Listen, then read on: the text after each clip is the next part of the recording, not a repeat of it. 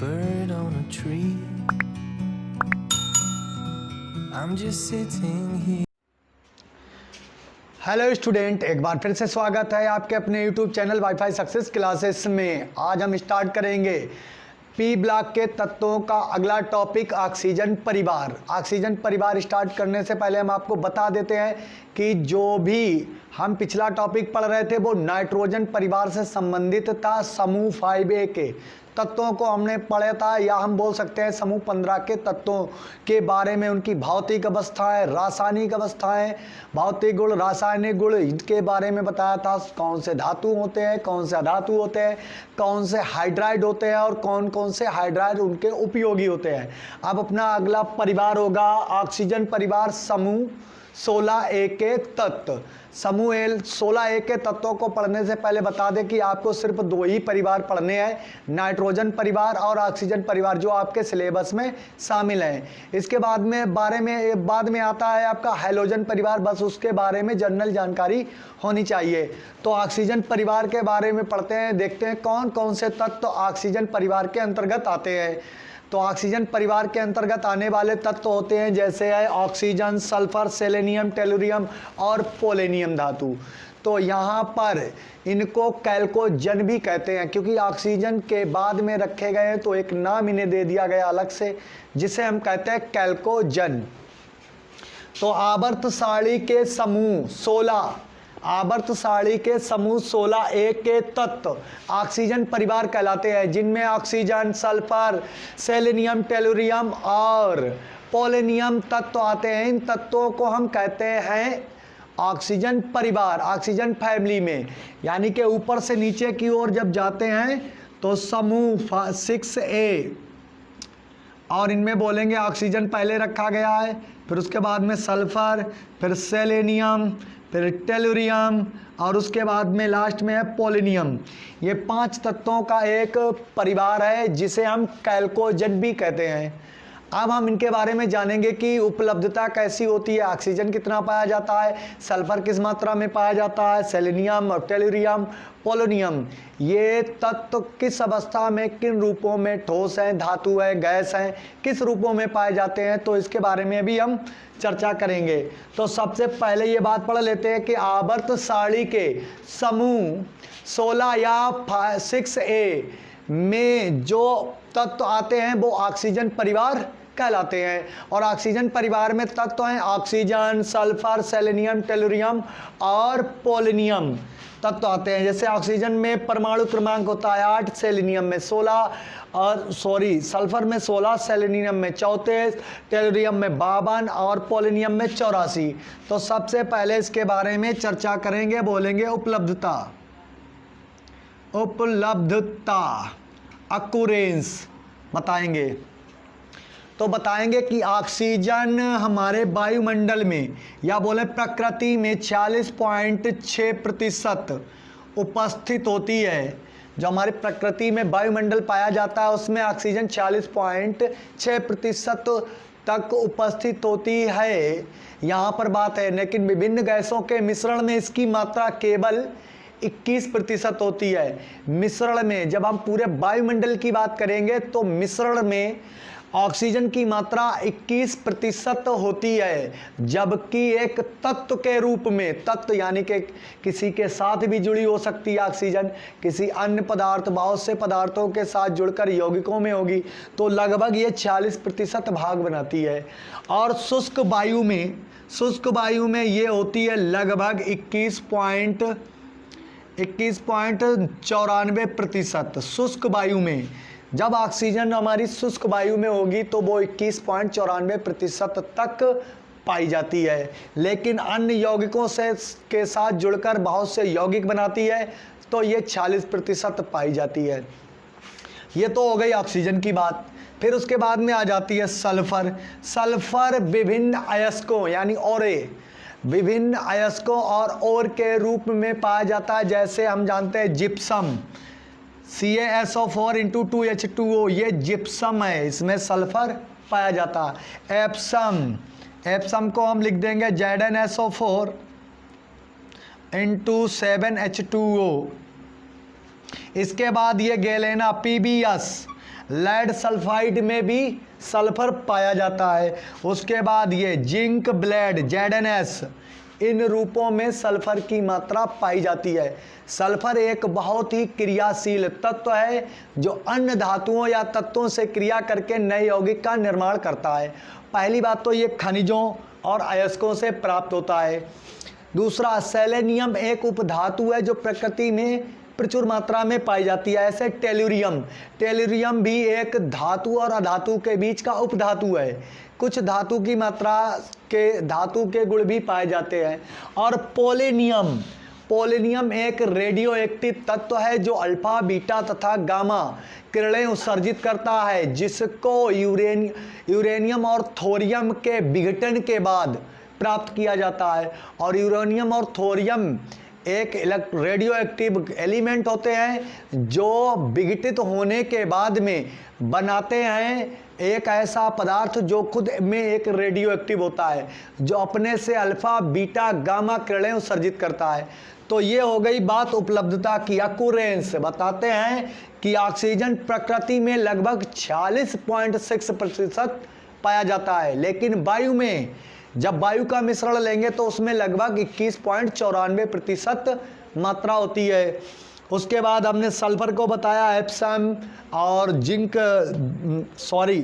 पहला है हमारा जिप्सम, एप्सम, गैलेना और जिंक ब्लेड, इन रूपों में हमारा सल्फर पाया जाता है। अब बताते हैं इनका इलेक्ट्रॉनिक विन्यास, इसको रब कर देते हैं। तो दूसरी हेडिंग होगी इलेक्ट्रॉनिक विन्यास। हम इसका इलेक्ट्रॉनिक विन्यास करके बताएंगे पूरे परिवार का। तो हेडिंग डालेंगे इलेक्ट्रॉनिक।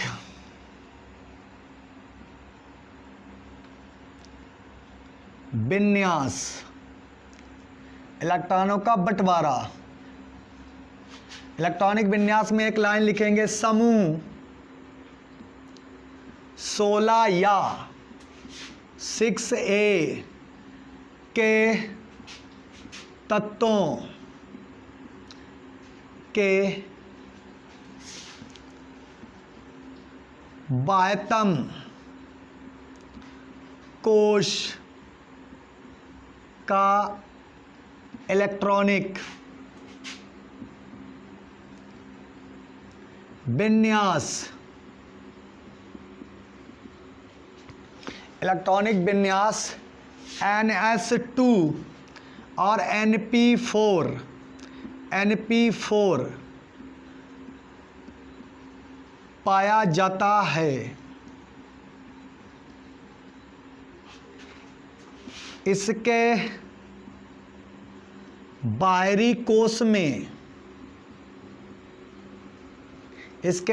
कोश में 6 इलेक्ट्रॉन उपस्थित होते हैं।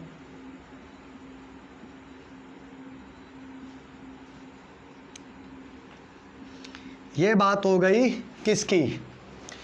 इलेक्ट्रॉनिक विन्यास। समूह 16A या बोलेंगे 6A के तत्वों के बाह्यतम कोश का इलेक्ट्रॉनिक विन्यास होता है। कोश लिखेंगे भाई, कोश का इलेक्ट्रॉनिक विन्यास होता है NS2।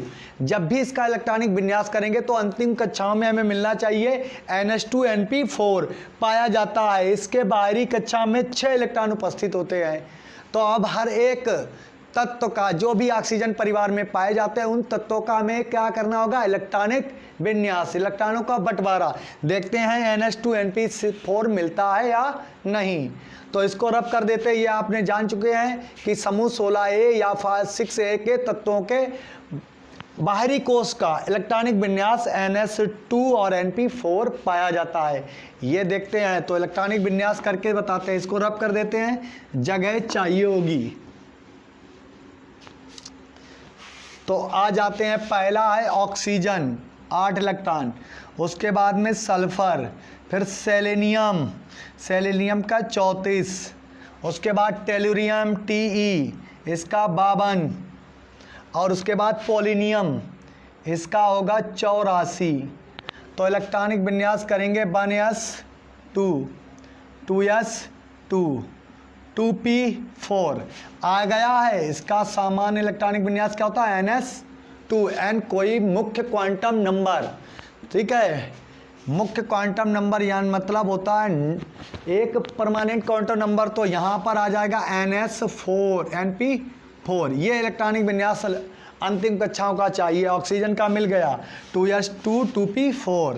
इसी प्रकार से sulphur 1s2 2s2 2p6 3s2 3p4। ये देखिए NS2 NP4 मिल गया है। उसके बाद में सेलेनियम का 34 इलेक्ट्रॉन बंटवारा करनी है। 1s2 2s2 2p6 3s2 3p6 3d। अब जोड़ लेते हैं, अभी भी 3d 10 4s2 4p6। और एक बात याद रखिए, यहाँ पर क्वांटम नंबर बिल्कुल क्रमानुसार बढ़ेगा, मुख्य क्वांटम संख्या क्रमानुसार। इसमें कौन सा नंबर है 2s2 2p4, इसमें कितना आया 3s2 3p4, यहाँ पर कितना आया 4s2 4p6, अब नहीं 4s2 4p4 होना चाहिए, सॉरी गलत लिख दिया। अब आप जोड़ सकते हैं यहाँ तक 2 2 4 और 6 10 10 2 12 6 18 10 28 और 6 34। ये आप इलेक्ट्रॉनों की संख्या को गिन सकते हैं, काउंट कर सकते हैं। तो यहाँ पर NS4 NS2 NP4 आपका प्राप्त हो गया। अब आएगा 4p2 4s2 4p4, तभी आपकी एक क्रमिक बनती चली जाएगी इलेक्ट्रॉनिक विन्यासों की सीढ़ी। पहले 2p 2s2 2p4 3s2 3p4 4s2 4p4। अब यहाँ पर आ जाएगा दूसरा, तो बनाते हैं 1s2 2s2 2p6 3s2 3p6 3d 10 4s2 4p6 4d 10 5s2 5p4। ये लीजिए हो गया। जोड़ते हैं इलेक्ट्रॉनों को, काउंट करते हैं यहाँ तक 2 2 4 और 6 10 और 2 12 6 18 18 10 28 2 30 और 6 36 और 10 46 और 6 52 हो गए। 46 6 52 पूरे इलेक्ट्रॉन प्राप्त हुए। देखिए 2s2 2p4 3s2 3p4 4s2 4p4 5s2 5p4। तो ये क्रमबद्धता क्यों बन रही है, क्योंकि ये एक ही परिवार के तत्व हैं। जब एक परिवार के तत्व होते हैं तो उनके गुण भौतिक एवं रासायनिक गुण एक समान होते हैं। नहीं सॉरी, भौतिक गुण तो बिल्कुल एक समान होते हैं, लेकिन रासायनिक गुणों में विविधता आ जाती है। कोई भाई कंपाउंड बना सकता है, कोई नहीं बना सकता है। तो जब रासायनिक गुणों में परिवर्तन आ जाते हैं, लेकिन भौतिक गुण बिल्कुल एक समान होते हैं, बस धातु अधातु में चेंज होते हैं। तो यहाँ पर इसका बनाएंगे 2s2 2s2 2p6 3s2 3p6 3d 10 4s2 4p6 4d 10 4f14, क्योंकि यह तत्व उस जगह रखा गया है जहां से लेंथेनाइट श्रेणी को निकालकर यफ ब्लॉक में रखा गया था। जब यफ ब्लॉक बनाया गया था तो लेंथेनाइट श्रेणी को निकालकर बाहर किया गया था। तो जब तक ये यफ कक्षा भर नहीं गई इलेक्ट्रॉनों के जाते जाते, तब तक वो यफ ब्लॉक के तत्व कहलाए, और फिर अंतिम इलेक्ट्रॉन पी कक्षा में जाने लगा था तो वो पी ब्लॉक में आ गए। तो आगे वाले आ जाएंगे 5s2 5p6 5d 10 6s2 6p4। ये क्रमबद्धता बन गई है। 4 को वैसे लिखते हैं। अब देख लीजिए, ये होते हैं तत्वों के इलेक्ट्रॉनिक विन्यास। कौन सा परिवार है? ऑक्सीजन। 8 16 34 52 84 8 16 34 52 84। याद करने के लिए 8 16 34 52 84 ये कोड होता है इसका परिवार का। 8 16 34 52 84 याद कर लेंगे हम ऑक्सीजन परिवार का। तो ऑक्सीजन, सल्फर, सेलेनियम, टेलुरियम और पोलिनियम। अब इनके बताते हैं हम गुण। कौन से गुण बताएंगे? भौतिक एवं रासायनिक। ऑक्सीजन परिवार के क्या गुण होते हैं, कौन सा कहाँ पाया जाता है, कैसे रूप में पाया जाता है, ठोस है या द्रव है, कौन सा ठोस नहीं है, इसके बारे में चर्चा करेंगे। तो डालेंगे ऑक्सीजन परिवार के गुण।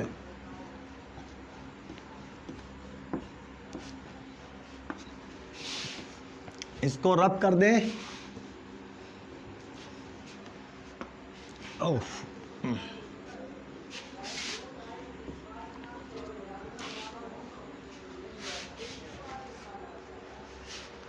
तो यहां पर लिखना होगा ऑक्सीजन परिवार या समूह 16 कोष्टक में लिख देंगे 6A के तत्वों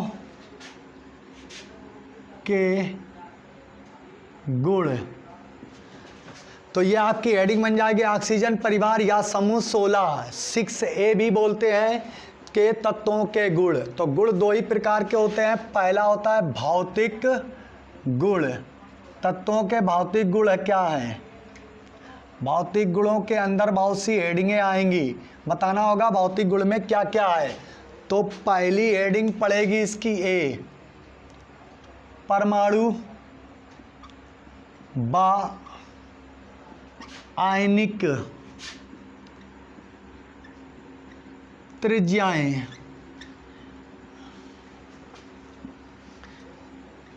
देखिए एक बात और कहना चाहते हैं, जो भी बच्चे हमारे चैनल से नए जुड़ रहे हैं, चैनल को वो पहले सब्सक्राइब करके बेल आइकन को प्रेस कर लें। ऑल पर प्रेस करना है ताकि हमारा वीडियो का नोटिफिकेशन आपको जल्दी से जल्दी मिल जाए। और वीडियो को बड़ी शालीनता से देखना है ताकि हर स्टेप आपके समझ में आ जाए। और हर स्टेप समझ में जब ही आएगी जब आप वीडियो को बिना स्किप करे हुए देखेंगे, तभी आपको समझ में आएगा। नहीं तो स्किप करके वीडियो देखने का कोई फ़ायदा नहीं, कोई मतलब नहीं निकलेगा। और वीडियो देखने के बाद यदि हमारा वीडियो आपको पसंद आता है तो वीडियो को लाइक करें और फ्रेंड में जितना भी आपका फ्रेंड सर्किल है, जो भी आपके रिश्तेदार आसपास पड़ोस के हैं, उनको हमारे चैनल के लिए मोटिवेट करिए और बताइए कि इस चैनल पर हर एक विषय की क्रमवार वीडियो डाले जाते हैं और पूरे सिलेबस को आपकी गारंटी देते हैं कि पूरा सिलेबस कराएंगे। और केमिस्ट्री में प्रैक्टिकल छोड़कर जो 70 में से 70 का टारगेट है वो आपको ही पूरा करना है। यह समझिए आपके सामने हिमालय पर्वत है जिसे आंखें बंद करके आपको चढ़ जाना है और सबसे ऊपर अपना नाम लेकर आना है, अपने स्कूल का नाम रोशन करना है। साथ में हमारी दुआएं आपके साथ है कि आप ऐसा पढ़ें, कुछ कर दिखाएं जिससे आपके घर वालों के ऊपर, घर वाले आपके ऊपर नाच करें। तो इन बातों को विशेष ध्यान में रखकर और वीडियो को हमारे शेयर करें। वीडियो अच्छा लगता है तो लाइक ज़रूर कर दिया करें। तो स्टार्ट करते हैं। पहली प्रॉपर्टी, यानी कि पहली प्रॉपर्टी है भौतिक गुण में जो आते हैं वो है परमाणु व आयनिक त्रिज्याएं। आप जानते हैं कि समूह 16 में कौन से आते हैं? ऑक्सीजन, सल्फर, सेलेनियम, टेलुरियम और पोलिनियम। तो ऑक्सीजन, सल्फर, सेलेनियम, टेलुरियम और पोलिनियम ये होते हैं आपके तत्व जिनके इलेक्ट्रॉनिक विन्यास लिखे हुए हैं। बताते हैं परमाणु व आयनिक त्रिज्याएं। किसी भी समूह में, ये आवर्त सारणी का गुण है कि किसी भी समूह में या वर्ग में ऊपर से नीचे की ओर जाने पर, ऊपर से नीचे की ओर जाने पर परमाणु त्रिज्याओं का मान बढ़ता है। क्योंकि परमाणु त्रिज्याओं का मान बढ़ता है क्योंकि परमाणु क्रमांक बढ़ने के साथ साथ परमाणु त्रिज्याएं बढ़ जाती हैं, क्योंकि इलेक्ट्रॉनों का नाभिक से आकर्षण घट जाता है। पहले 8 इलेक्ट्रॉनों को रखना था, तुरंत 2 गुने हो गए, 16 को रखना है, फिर 34 को रखना है, तो मकानों की संख्या ज़्यादा चाहिए होगी। तो परमाणु आकार यानी इतना बड़ा होगा, फिर इसे बढ़ेगा, फिर ऐसे बढ़ेगा, फिर ऐसे बढ़ेगा, अंततः बहुत बड़ा हो जाएगा। क्योंकि हम जैसे जैसे कक्षाओं में इलेक्ट्रॉन को बांटते हैं, जैसे जैसे कक्षाओं में इलेक्ट्रॉन को बढ़ाते हैं तो परमाणु आकार कक्षाओं के बढ़ने के साथ साथ बढ़ जाता है। और एक कारण होता है, जब इलेक्ट्रॉन की नाभिक से दूरी, इस सेंटर से दूरी बढ़ जाती है तो परमाणु त्रिज्याओं का मान बढ़ जाता है। यानी परमाणु त्रिज्याएं ऑक्सीजन से लेकर पोलोनियम तक बढ़ती जाती हैं। उसके बाद सेकेंड हेडिंग आ जाएगी भौतिक अवस्था। नंबर बी, भौतिक अवस्था, फिजिकल स्टेट। आपको बताना होगा फिजिकल स्टेट में क्या होते हैं, कौन से ठोस हैं, कौन से द्रव हैं और कौन से गैस हैं। तो आपको बताते हैं भौतिक अवस्था में ये दोनों हैं, किस अवस्था में, अधातु में। ये किस में आते हैं, अधातु में। और ये दोनों आते हैं उपधातु में, मेटेलॉइड। और ये होता है रेडियो एक्टिव, रेडियो एक्टिव पदार्थ जो ठोस अवस्था में पाया जाता है, पोलोनियम। पहले दो तत्व अधातु होते हैं, ऑक्सीजन गैस रूप में पाई जाती है। सल्फर एक बहुत क्रियाशील पदार्थ होता है जो अधातु यानी कि एक मोम जैसे पदार्थ, जैसा मोम होता है वैसे पदार्थ में पाई जाती है। सेलेनियम और टेलुरियम ना तो पूर्ण रूप से धातु हैं ना ही अधातु हैं, इन्हें बोलते हैं उपधातु। जबकि कुछ मात्रा में टेलुरियम एक धातु के समान होता है, लेकिन पोलोनियम पूर्ण धातु होता है। तो ये उनकी हो जाती अवस्थाएं। अब जो धातु नहीं है वो तो भाई ठोस नहीं होंगे, तो वो क्या होंगे, द्रव। फिर ये हैं, ये तो एक मोम जैसे गंधले पदार्थ हैं। और यहाँ पर पोलोनियम एक ठोस है, वो भी रेडियो एक्टिव। कैसा ठोस है, रेडियो एक्टिव। तो इसके बारे में जान गए। अब बी हेडिंग आ जाती है घनत्व, सी हेडिंग घनत्व। अब घनत्व का मतलब होता है कि किसी भी परमाणु, किसी भी तत्व का कोई भी परमाणु हो, चाहे वो ऑक्सीजन हो, सेलेनियम हो, सल्फर हो, सेलेनियम हो, टेलुरियम और पोलोनियम, किसी भी वर्ग का तत्व हो, चाहे अन्य वर्ग ले लें, तो उसमें क्या होता है कि इलेक्ट्रॉनों में अपना एक द्रव्यमान पाया जाता है। जब इलेक्ट्रॉनों में अपना एक द्रव्यमान होता है, वेट होता है, वजन होता है, तो उस वजन, इलेक्ट्रॉनों की संख्या बढ़ती है तो वेट भी बढ़ता रहता है। और ये गैस से कुछ गंधला, फिर अधातु, उपधातु और धातु में बदलते जाते हैं। तो ये तो जानते हैं आप, गैसों में भार होता है लेकिन धातुओं के जितना नहीं। जितना गैसों में भार होता है वो धातु के बराबर का नहीं होता है। तो धातुओं में जब भार आता है तो उनका घनत्व भी ज़्यादा होता है। ऑक्सीजन से लेकर पोलोनियम तक तत्वों का, या बोलें ऑक्सीजन परिवार का घनत्व बढ़ता जाता है। ऑक्सीजन से कहाँ तक जाएंगे, पोलोनियम तक। घनत्व बढ़ता जाएगा क्योंकि इलेक्ट्रॉन भी बढ़ रहे हैं तो द्रव्यमान बढ़ जाएगा। अगला पॉइंट डी, आयनन ऊर्जा, या बोलेंगे आयनन एंथैल्पी, डेल्टा एच। आयनन एंथैल्पी होती है ये, यानी कि आयनोइजेशन, सॉरी ये डेल्टा एच नहीं लिखेंगे, आयनोइजेशन एनर्जी। जैसे ये परमाणु का आकार बढ़ बढ़ के बना हुआ है, इसी पर आप सिद्ध कर सकते हैं आयनोइजेशन एनर्जी क्या होगी। यानी कि आप जानते हैं आयनन विभव, आयनन ऊर्जा एक ही बात होती है। तो इसका मतलब होता है कि किसी भी परमाणु की, मतलब है किसी भी परमाणु की बाहरी कक्षा से एक इलेक्ट्रॉन निकालने में जितनी ऊर्जा मुक्त होती है, खर्च हो जाती है, वह उस इलेक्ट्रॉन की आयनन ऊर्जा कहलाती है। क्योंकि इलेक्ट्रॉन निकालेंगे तो वो आयन बन जाएगा, अगर इलेक्ट्रॉन निकालेंगे तो तत्व धन आयन में बदल जाएगा। तो किसी भी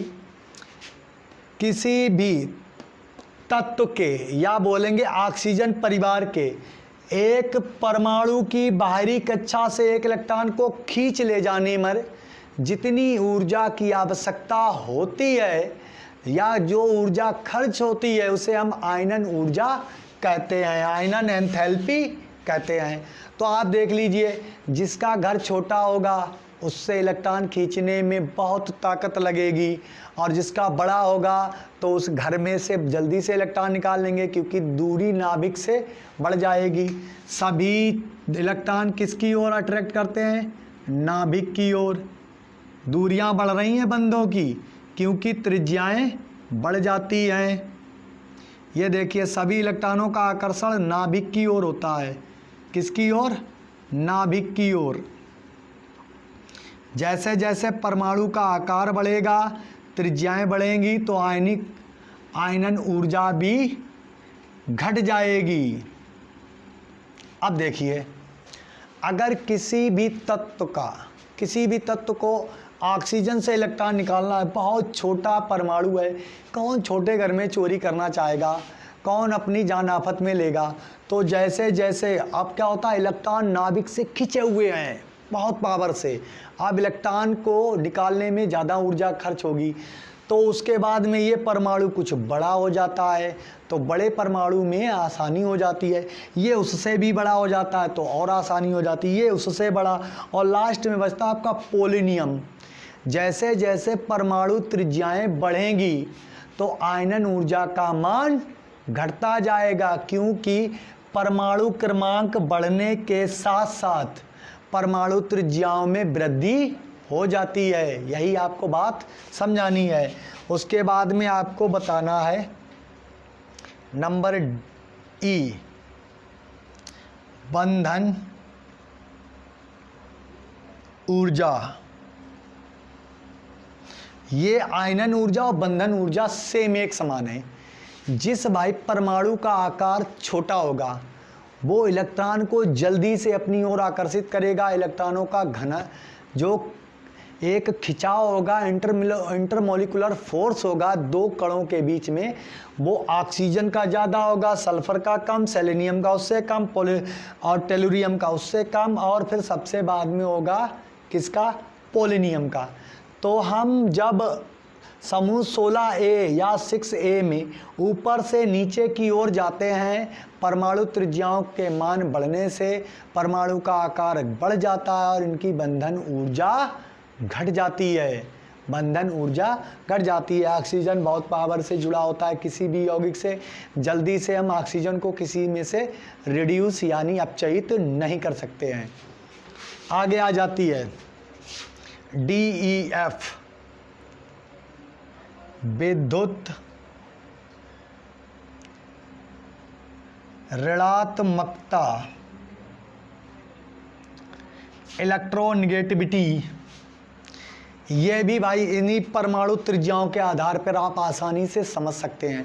ये कहता है कि ऑक्सीजन का परमाणु इतना छोटा है वो किसी को इलेक्ट्रॉन दे नहीं सकता, ले सकता है, क्योंकि उसका आकार बहुत छोटा है और उसकी ऑक्सीकरण संख्या भी कितनी होती है? -2।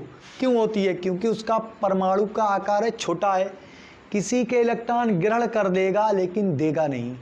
और ऋणात्मकता उसी पर आएगी कि जितना परिवार बड़ा होता जाएगा, जितना परमाणु बड़ा होता जाएगा, वैसे वैसे नाभिक से इलेक्ट्रॉनों का आकर्षण घट जाएगा, तो विद्युत ऋणात्मकता का मान भी घट जाएगा, क्योंकि ये हमेशा इलेक्ट्रॉन ले सकते हैं। सल्फर इलेक्ट्रॉन दे देगा, सेलेनियम उससे पहले और ये इससे पहले।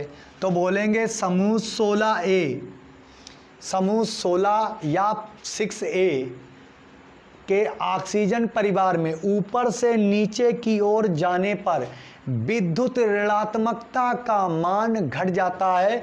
ऑक्सीजन सबसे ज़्यादा विद्युत ऋणी होता है, इलेक्ट्रॉनों को अपनी ओर ग्रहण कर लेता है, कभी भी त्यागता नहीं है। तो ऑक्सीजन ऋणी होगा, ये कम, तो विद्युत ऋणात्मकता घटती जाएगी। और आप जानते हैं ऑक्सीजन किसका होता है? माइनस का। और पोलोनियम एक धातु है, ये इलेक्ट्रॉनों को छोड़ेगी तो PO+2 बनाएगी। तो ये धन आयन बना रहा है, ये ऋण आयन बना रहा है। तो धन आयन जो बनाते रहते हैं तो विद्युत ऋणात्मकता कहलाती है।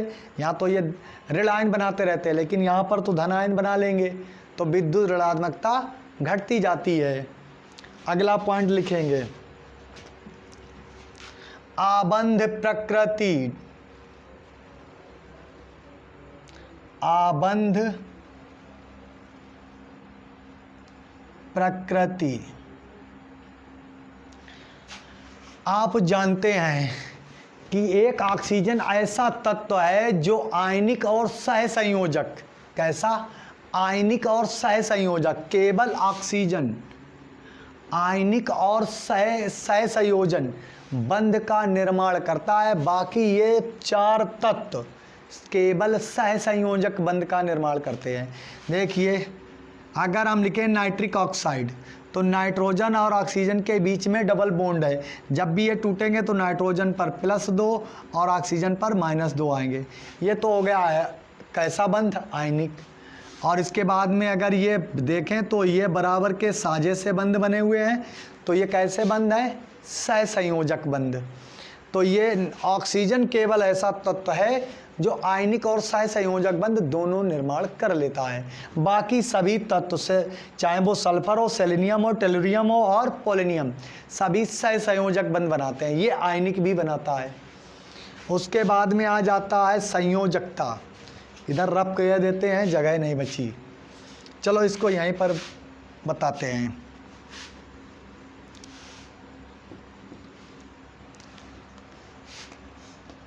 H point, संयोजकता।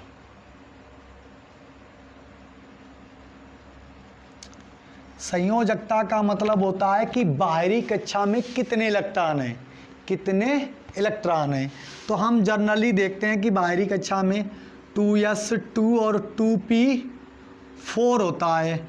अब दोनों का इलेक्ट्रॉनिक विन्यास ओपन करेंगे तो यहाँ पर भरेंगे हुंड के नियम से, ये तो जोड़ा बन गया, एक यहाँ और एक यहाँ। अब 2 इलेक्ट्रॉन खाली हैं, कितने इलेक्ट्रॉन, 2 इलेक्ट्रॉन। तो जिन तत्वों में, चाहे वो ऑक्सीजन हो, चाहे सल्फर हो, चाहे सेलेनियम हो, चाहे टेलुरियम और चाहे पोलोनियम, जिन तत्वों में डी उपकक्षा, कौन सी, डी उपकक्षा आने लगती है, वे तत्व परिवर्ती संयोजकता प्रकट करते हैं। ऑक्सीजन केवल कितनी होती है संयोजकता, 2। ऑक्सीजन केवल 2 ही बंध बना सकता है, क्योंकि इसमें डी कक्षा इलेक्ट्रॉनिक विन्यास करते समय नहीं आई होगी। पीछे वीडियो में बैक जाकर देख सकते हैं, क्योंकि को टोटल 8 इलेक्ट्रॉनों को बांटना था, 1s 2 2s 2 2p4, कितने हैं, इसमें कहीं डी दिख रही है, लेकिन सल्फर का इलेक्ट्रॉनिक विन्यास करेंगे तो 1s 2 2s 2 2p4 3s 2 3p4, यहाँ सल्फर। अब सल्फर में भी डी कक्षा नहीं आई, लेकिन हम सेलेनियम, टेलुरियम और पोलोनियम का करेंगे तो इनमें आ जाएगी। लेकिन सल्फर एक अति क्रियाशील तत्व है जो अन्य यौगिकों से अपक्रिया करके 6 संयोजकता को प्रकट करता है। तो मेरा कहने का मतलब है कि ऑक्सीजन 2 या 4, 2,4 बाद 6 ऑक्सीकरण अवस्था प्रकट करते हैं, क्योंकि इनकी बाहरी कक्षा में 6 इलेक्ट्रॉन पाए जाते हैं। जैसा कि हमने बताया था, इनके बाहरी कोश में 6 इलेक्ट्रॉन उपस्थित होते हैं। तो ये इनमें से ऑक्सीजन +-2 बोलेंगे 2, और अन्य तत्व जो सेलेनियम है, सल्फर है, 4 और 6 भी, यानी 4 अलग है, 6। कभी कभी सल्फर 4 करता है जब बनाता है सल्फर डाइऑक्साइड। तो देखिए 2 बंद ये 2, ये टोटल कितने हुए, 4। लेकिन कभी जब बनाता है H2SO4 तो बंधों की संख्या कितनी हो जाती है, 6। ये लो, ये H2SO4 है, बंद गिन लो सल्फर के, 2 2 4 5 1 6, और सल्फर डाइऑक्साइड के 4 बंद। तो ये तत्व प्लस, यहाँ बोल सकते हैं 4/6 संयोजकता प्रकट करते हैं। अब आ जाते हैं नेक्स्ट हेडिंग पर।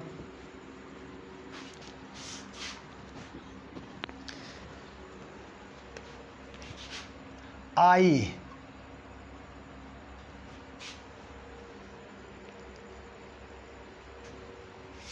ABCDEFGH, आई 9 है, तो इसकी अब क्या बोलेंगे, ऑक्सीकरण संख्या। ऑक्सीकरण संख्या। अगली हेडिंग होगी भाई ऑक्सीकरण संख्या का मतलब है कितनी कौन धन आयन और ऋण आयन बनाएगा, कितना कौन धन आयन और ऋण आयन बनाएगा। तो यहाँ पर ऑक्सीजन की ऑक्सीकरण संख्या होती है -2 क्योंकि ये इलेक्ट्रॉनों को ग्रहण कर सकता है, और सल्फर की होती है +6, सेलेनियम भी भाई अपनी +6 और -2। टेलुरियम एक ऐसा तत्व होता है जो -2 ऑक्सीकरण अवस्था भी प्रकट करता है, टेलुरियम। और पोलोनियम एक धातु है जो +4 ऑक्सीकरण अवस्था प्रकट करते हैं। ये हो गई इनकी ऑक्सीकरण अवस्थाएं। अब आ जाता है नेक्स्ट GHIJ, गलनांक व क्वथनांक।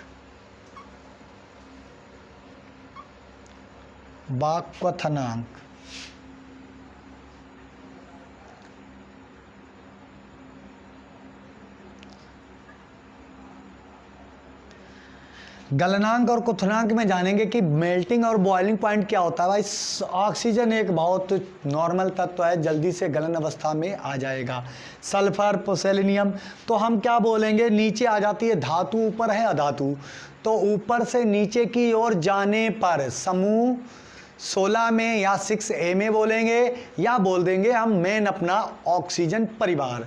ऑक्सीजन परिवार में ऑक्सीजन से पोलोनियम तक जाने पर तत्वों के गलन बा क्वथनांक के मान बढ़ते जाएंगे। गलनांक और क्वथनांक बढ़ते जाएंगे, मेल्टिंग पॉइंट और बॉइलिंग पॉइंट के मान बढ़ जाएंगे क्योंकि धातु गलने में काफ़ी समय लेती है। नंबर है GHIJ के अपरूपता। अपरूपता का मतलब होता है कि किस किस रूपों में पाया जाता है। अपरूपता में हम लिखेंगे कि ऑक्सीजन परिवार में ऑक्सीजन O2, O3 दो रूपों में पाया जाता है, क्योंकि ऑक्सीजन में होता है O2 और O3, यानी ऑक्सीजन और ओजोन के रूप में पाया जाता है। द्विमॉलिक्यूलर यौगिक और ये त्रिमॉलिक्यूलर, यानी द्वि अणुओं का यौगिक है और 3 अणुओं का यौगिक है। तो 3 अणुओं से एक ओजोन बनती है, 2 परमाणुओं से ऑक्सीजन बनती है। तो ये होते हैं इसके 2 अपरूप। सल्फर का एक ही अपरूप होता है, बस रोम्बिक सल्फर है। ये सल्फर के विभिन्न रूप होते हैं, रोम्बिक होता है और इटैलिक होता है, विभिन्न होते हैं सल्फर के रूप, लेकिन ऐसे नहीं होते, O2, O3 जैसे नहीं होते। सेलेनियम एक ऐसे रूप में होता है जो प्रकृति में मुक्त रूप में नहीं पाया जाता, किसी ना किसी से संयुक्त रूप में पाया जाता है। और टेलुरियम भी भाई एक धातु में आ जाता है, धातु जैसा तत्व है, तो इसके भी ज़्यादा अपर रूप नहीं पाए जाते हैं, कुछ होते ही नहीं। पोलोनियम रेडियो एक्टिव तत्व है, या बोलेंगे ट्रांस यूरेनिक तत्व है, तो इसके भी अपरूप नहीं पाए जाते, सिर्फ एक ऑक्सीजन है। तो ये होते हैं समूह 16 में ऑक्सीजन परिवार के भौतिक गुण। अब अपना टॉपिक अगला होगा रासायनिक गुण। तो स्टूडेंट अब हम चर्चा करेंगे रासायनिक गुण के बारे में। ऑक्सीजन परिवार के जो भी तत्व बनते हैं या उनके गुण होते हैं या उनके कुछ अन्य पदार्थ बनाने के जो भी रासायनिक गुण हैं उनके बारे में चर्चा करेंगे। तो रासायनिक गुण में होते हैं कि ये तत्व क्या क्या बना सकते हैं और कितने अच्छे यौगिकों का निर्माण कर सकते हैं, उनका हमारे दैनिक जीवन या प्रयोगशालाओं में या अन्य औषधियों और वगैरह वगैरह कीटनाशक दवाइयों या अन्य चीज़ों में जो काम होता है, तो उनको रासायनिक गुणों में हम विभक्त करते हैं। जैसे पहला हाइड्राइड बनाने का गुण। तो हाइड्राइड बनाने के गुण में हम इसके गुण भी बताएंगे। ये सभी तत्व M2E प्रकार के हाइड्राइड बनाते हैं या H2E प्रकार के हाइड्राइड बनाते हैं। और ये ऑक्सीजन परिवार है, तो यहाँ पर E रखें, ऑक्सीजन के तत्व रखने होंगे। तो जैसे E प्रकार के हाइड्राइड बनाते हैं। देखिए कैसे, पहला हाइड्रोजन ऑक्सीजन वाले तत्व से क्रिया करेगा तो जल का निर्माण करेगा, जो हमारे लिए बहुत ही उपयोगी एक यौगिक है या बोलें तत्व है। जल की हमें बहुत ज़्यादा नीड होती है। तो उसके बाद में दूसरा बनाएगा सल्फर के साथ H2S गैस, उसके बाद में सेलेनियम के साथ H2Se, उसके बाद टेलुरियम के साथ H2Te टेलुरियम। तो ये जल hydrogen sulphide, hydrogen selenium, hydrogen tellurium जैसे तत्व बनाते हैं और पोलेनियम हाइड्राइड नहीं बनाता है। जो हमारा पांचवा तत्व है पोलेनियम, वो हाइड्राइड का निर्माण नहीं करता है क्योंकि वो एक रेडियो एक्टिव तत्व है, हाइड्रोजन को अपने से ऐड नहीं करने देगा, जोड़ने नहीं देगा। तो जल hydrogen sulphide, hydrogen selenium, hydrogen tellurium ये सभी गैसें होती हैं अप्रिय, लेकिन सबसे ज़्यादा क्रियाशील गैस होती है H2S हाइड्रोजन सल्फाइड। तो जो जल से भी क्रियाशील होती है वो हाइड्रोजन सल्फाइड गैस है। यहाँ पर ये एक तत्व है जो द्रव अवस्था में पाया जाता है। तो इसके गुण हम पहले चर्चा करेंगे। तो पहले बताएंगे हम क्वथनांक। क्वथनांक हमें बताना होगा बॉइलिंग पॉइंट। पहला ए ऑप्शन लेते हैं। जो हाइड्राइडों के बनाने के गुण हैं वो H2E प्रकार के हाइड्राइड बनाते हैं और इन हाइड्राइडों का हमें गुण बताना होगा। तो पहला हाइड्राइड जल है, फिर H2S है, फिर H2Se है, H2Te है जो टेलुरियम के साथ में बना था।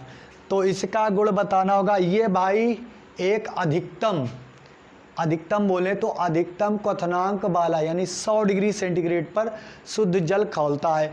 लेकिन जब हम जल से और कहाँ तक जाते हैं, हाइड्रोजन टेलुरियम तक जाते हैं, तो हमारे क्वथनांक का मान भी बढ़ जाता है।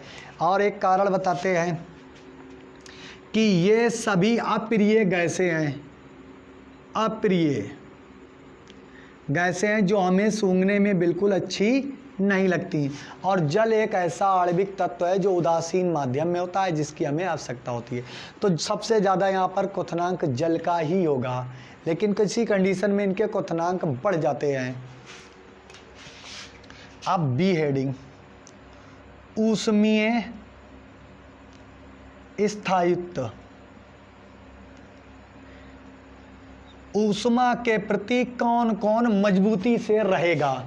ये 3-4 हाइड्राइड हैं, जल है, H2S है, H2Se है, H2Te है। तो ये 4 तत्व हैं, ऊष्मा के प्रति कौन सा स्थायी है। तो जल जब भी ऊष्मा में रहेगा वाष्प बनाएगा, लेकिन ये गैसें हैं, ये जल्दी से टूट जाएंगी, बिखर जाएंगी। किसके कारण? ऊष्मा के कारण। लेकिन जल का वाष्पन क्रिया होगी वो भी एकदम नहीं, धीमे धीमे से वाष्प के कण जल से जाएंगे। तो सबसे ज़्यादा स्थायी जल होगा, फिर उसके बाद में H2S, फिर उसके बाद में हाइड्रोजन सेलेनियम, फिर उसके बाद में हाइड्रोजन टेलुरियम स्थायित्व दिखाएगा। नंबर बी हेडिंग, अम्लीय प्रकृति।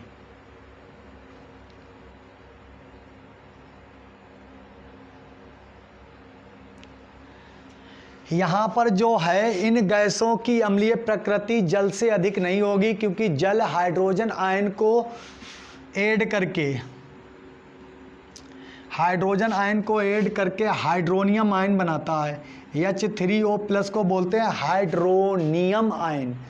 तो यहाँ पर जल एक अम्लीय प्रकृति का हो सकता है। इसकी अम्लीय प्रकृति कुछ माध्यम में हो सकती है जब ये हाइड्रोजन आयन को ऐड कर लेगा तब। अभी तो ये उदासीन माध्यम में, लेकिन हाइड्रोजन आयन के साथ संयोग करता है तो हाइड्रोनियम आयन बनाता है। तो इसमें जल है और H2S गैस है, इनकी अम्लीय प्रकृति पाई जाती है। ये हाइड्रोजन को त्यागने और जोड़ने की क्षमता रखते हैं। नंबर अगला डी, हाइड्राइडों की संरचना बतानी है। संरचना क्या होती है? ये हाइड्राइड हैं, कोई भी हाइड्राइड हो तो हाइड्राइडों में जैसे हमने मान लिया ये हाइड्राइड है हाइड्रोजन का, और जब हम इसका इलेक्ट्रॉनिक विन्यास करते हैं तो लास्ट कक्षा में कितने इलेक्ट्रॉन होते हैं, एक यस भरी हुई होती है और एक पी की उपकक्षा भरी हुई होती है।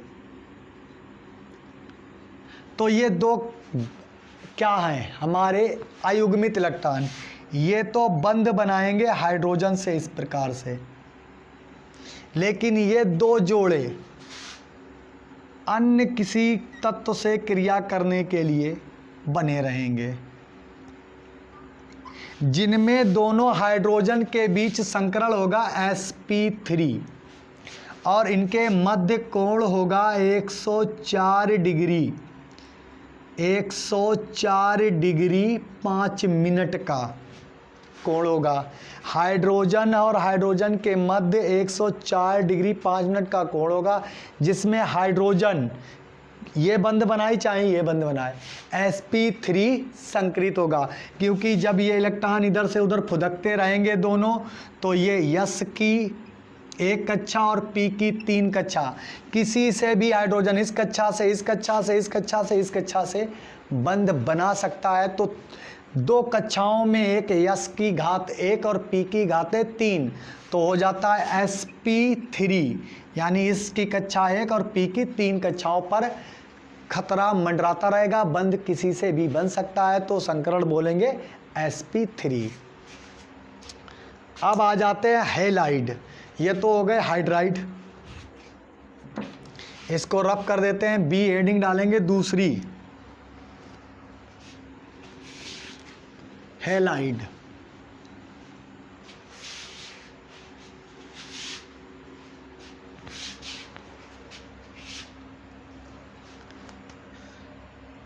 हैलाइड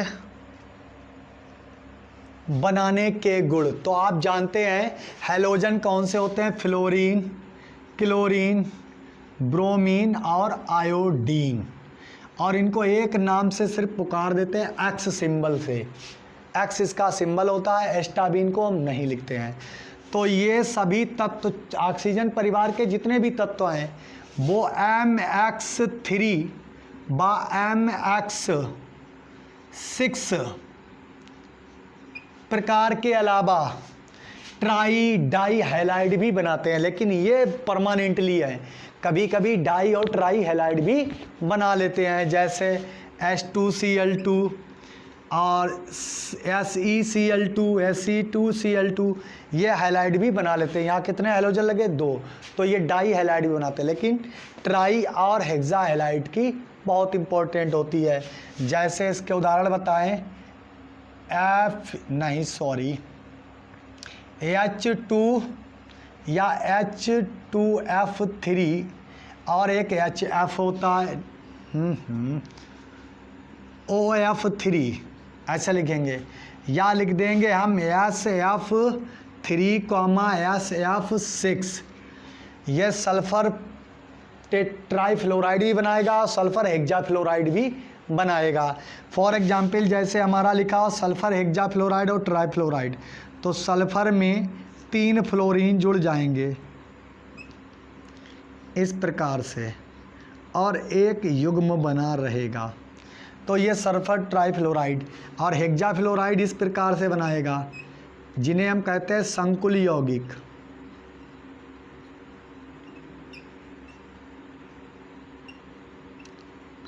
ये हेक्साफ्लोराइड हो गया, ये इस प्रकार के ट्राई हैलाइड बनाते हैं और इनके बीच में संकरण sp3 ही पाया जाता है। ठीक है, अब आगे चलते हैं। ऑक्साइड,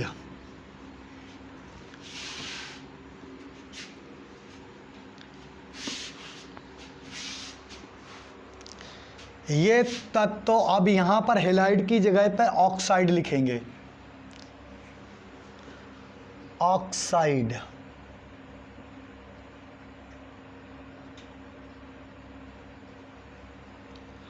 ऑक्साइड बनाने के गुण, तो ये तत्व ऑक्सीजन को छोड़कर, भाई ऑक्सीजन से ही क्रिया कर जाएंगे तो क्या बात है, ऑक्सीजन तो 2 ही होते हैं, तो ये तत्व ऑक्सीजन को छोड़कर MO2, MO3 बा MO 4 नहीं,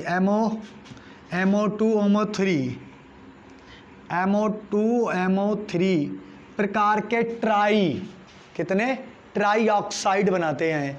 जैसे हम यहाँ पर लेके हैं सल्फर मोनोऑक्साइड, सल्फर डाइऑक्साइड और सल्फर ट्राइऑक्साइड।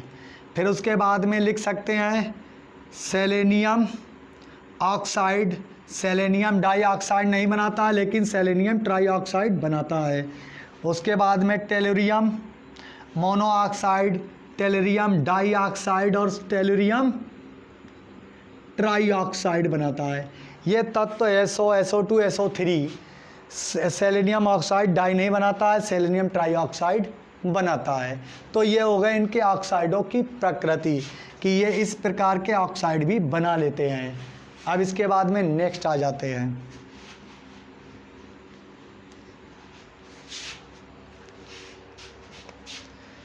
अब आ जाएंगे नेक्स्ट टॉपिक पर। तीसरा होगा 1 2 3 चौथा होगा ऑक्सी अम्ल बनाने के गुण। तो इन तत्वों में ऑक्सी अम्ल बनाते हैं, जैसे सल्फर H2SO3 और H2SO4। इसी प्रकार का सेलेनियम सेलुरस अम्ल बनाता है H2SeO3 और H2SeO4 सेलुरिक अम्ल। फिर बनाता है टेलुरियम अम्ल H2TeO3 और H2TeO4। ये अम्ल हैं, इनके नाम बताते हैं। जब भी ये सल्फर है, टेलुरियम है, सेलुरियम अम्ल बनाते हैं, जबकि ऑक्सीजन अम्ल नहीं बनाता है। तो यहाँ पर लिखते हैं कि ये सल्फ्यूरस अम्ल है और ये सल्फ्यूरिक अम्ल। सल्फ्यूरस अम्ल और सल्फ्यूरिक अम्ल ये बनाता है सेलुरस अम्ल और ये सेलुरिक अम्ल, और ये होता है टेलुरस अम्ल और ये होता है टेलुरिक अम्ल। ये बन गए आपके अम्ल और रासायनिक गुण हो गए पूरे। तो ये कंप्लीट हो गया वीडियो। अब आगे आएगा अपना टॉपिक ऑक्सीजन। हम ऑक्सीजन के बारे में पढ़ेंगे, जानेंगे कैसी ऑक्सीजन होती है, किस प्रकार निर्मित होती है और उससे क्या क्या बनाया जा सकता है। तो यदि हमारा ये वीडियो आपको पसंद आता है तो वीडियो को लाइक करें और अपने फ्रेंड के सर्कल में शेयर भी करें। और जो भी स्टूडेंट हमारे चैनल से नए जुड़े हुए हैं उनसे ये कहना है हमारा कि वो पहले चैनल को सब्सक्राइब करके बेल आइकन को प्रेस कर लें, ताकि हमारे वीडियो का नोटिफिकेशन आपको पहले से ही मिल जाए। मिलते हैं नेक्स्ट वीडियो में नेक्स्ट टॉपिक के साथ। तब तक के लिए धन्यवाद।